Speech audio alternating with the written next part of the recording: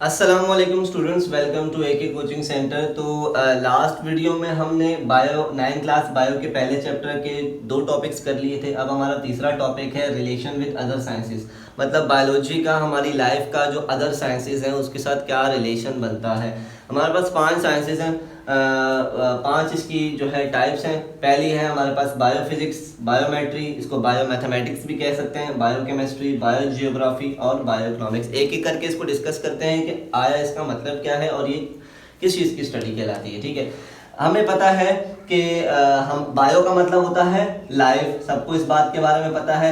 अच्छा, बायो पे फिजिक्स से आने वाली जितनी भी चीज़ों का इस्तेमाल होता है हमारी लाइफ के लिए वो हम स्टडी करते हैं बायो फिजिक्स के अंदर। ठीक है, फॉर एग्जांपल अगर हम हॉस्पिटल जाते हैं, हॉस्पिटल में जाके हमने अपना एमआरआई करवाया या फिर हमने अपना सीटी स्कैन करवाया या फिर अपना एक्सरे करवाया, जितनी हमारी उस एक्सरे की रेज आ रही हैं तमाम चीज़ें वो या तो फिजिक्स से आ रही हैं या तो केमिस्ट्री के थ्रू आ रही हैं। इन तमाम रेस के बारे में हम फिजिक्स या केमिस्ट्री के अंदर पढ़ते हैं। ठीक है, लाइक फॉर एग्जांपल हमने अपना अल्ट्रासाउंड करवाया, अल्ट्रासाउंड की जो रेज हैं वो जो निकलती हैं तमाम चीज़ें हमारे पास फिजिक्स से आ रही हैं, लेकिन इनका इस्तेमाल कहाँ हो रहा है?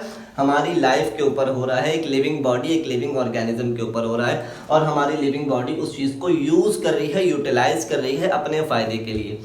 तो इन तमाम चीज़ों के बारे में हम बायोफिजिक्स के अंदर पढ़ते हैं और ये इसका रिलेशन है फिजिक्स के साथ। ठीक है, सेकेंड जो हमारी ब्रांच है वो है, जो टाइप है वो है बायोमेट्री, इसको बायोमैथमेटिक्स भी कहा जाता है।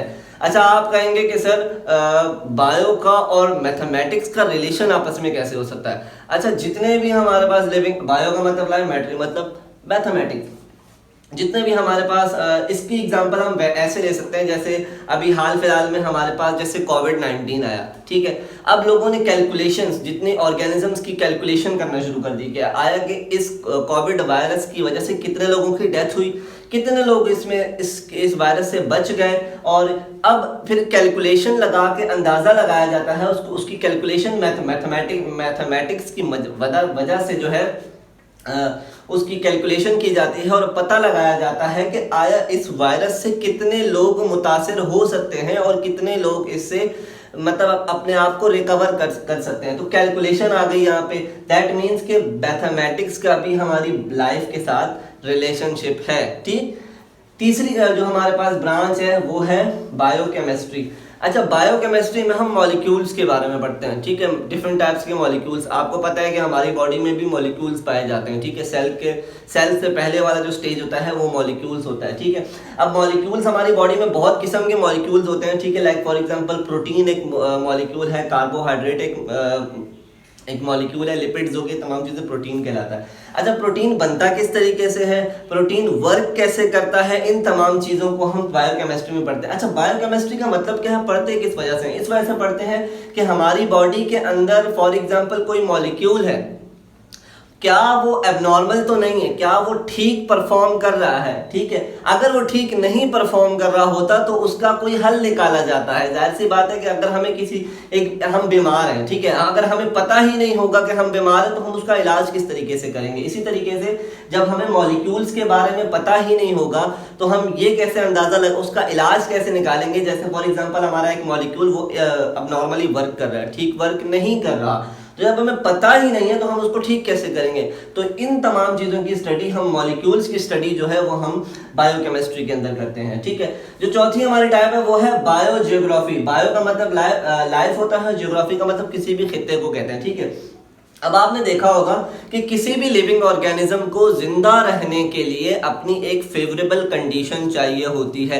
जैसे फॉर एग्जांपल हम ये कहते हैं कि मछली जो है पानी के अंदर जिंदा रहती है, जितने भी इंसान हैं वो जमीन के ऊपर जिंदा रहते हैं। ठीक है, लेकिन इसके अलावा भी हमारी और भी बहुत सारी टाइप्स हैं कि इन दोनों के अलावा फॉर एग्जांपल जैसे प्लांट्स को ले लो। ठीक है, प्लांट्स में अगर हम इसकी वो डिफ्रेंशिएशन करें तो एक पौधा है कैक्टस जिसको कहते हैं, वो सिर्फ और सिर्फ हमें रेगिस्तान में पाया जाता है क्योंकि वो उसकी फेवरेबल कंडीशन है, वो वहां रह सकता है। बाकी अगर कोई और पौधा अगर हम रेगिस्तान में लगाएंगे तो वो कुछ ही अरसे में वो मुरझा जाएगा। क्यों?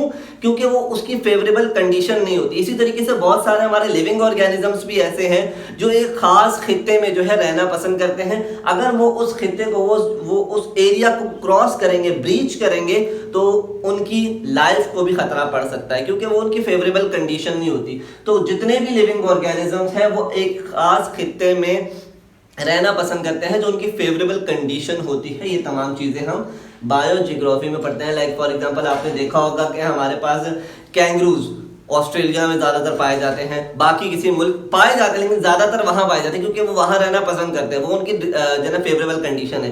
कीवी एक परिंदा है जो कि न्यूजीलैंड में ज्यादातर पाया जाता है क्योंकि उसको ठंडे ममालिक पसंद है, तो वो उसकी फेवरेबल कंडीशन है। अगर वो एशिया में आएगा तो वो जो है ज्यादा देर तक सर्वाइव नहीं कर पाएगा। ठीक है, लास्ट हमारी जो ब्रांच है वो है बायो इकोनॉमिक्स। ठीक है, बायो का मतलब इकोनॉमिक्स और बायो का मतलब लाइफ और इकोनॉमिक्स का मतलब माशियात। हमारी हम किसी भी चीज के